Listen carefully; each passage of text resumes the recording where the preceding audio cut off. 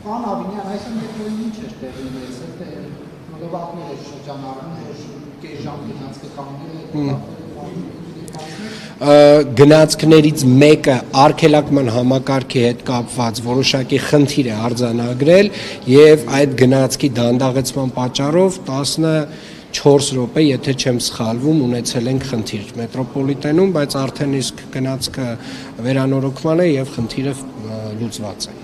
Եվ պարոն Աբինյան, ընդհանուր տրանսպորտի բարեփոխումների հետ կապված ինչ կասեք, ասում են, որ տրոլեյբուսներ, ավտոբուսներ բերելու ինչ եղավ, գործընթացը կանգնած է։ Գործընթացը բացարձակապես կանգնած չէ, վերջին 3 տարվա ընթացքում ահռելի ծավալի ավտոբուսներ եւ տրոլեյբուսներ ենք ներմուծել, ու ասեմ ավելին, այսօր հենց հիմա Երևանի ավականու նիստում քննարկվում է եւս 45 տրոլեյբուսների ֆինանսավորման հարցը բյուջեում նախատեսելու, եւ այդ ֆինանսավորումը տրված է կառավարության կողմից անձամբ վարչապետի հանձնարարականով։ Եվ ասում են ինչու այդ հարկերը հավաքում են դրանից չնայած կառավարության բյուջեից են տալիս, հավեք պաստառ։ Այո, վստահորեն կարող եմ, իրականում վերջերս իրականացված հետազոտությունների արդյունքում մենք արձանագրել ենք, որ հենց Երևան քաղաքը փաստացի պետական բյուջեի ֆինանսավորման տեսանկյունից թեր ֆինանսավորվողն է եւ այս պայմանությամբ ակտիվ քննարկումներ են գնում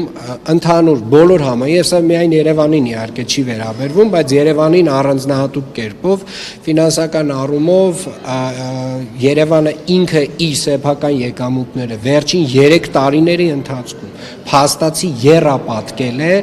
իսկ շարունակաբար կառավարության կողմից տրվող ֆինանսավորումը, պլանավորված տրվող ֆինանսավորումը նվազել է եւ նմանատիպ որոշումներով կարծում եմ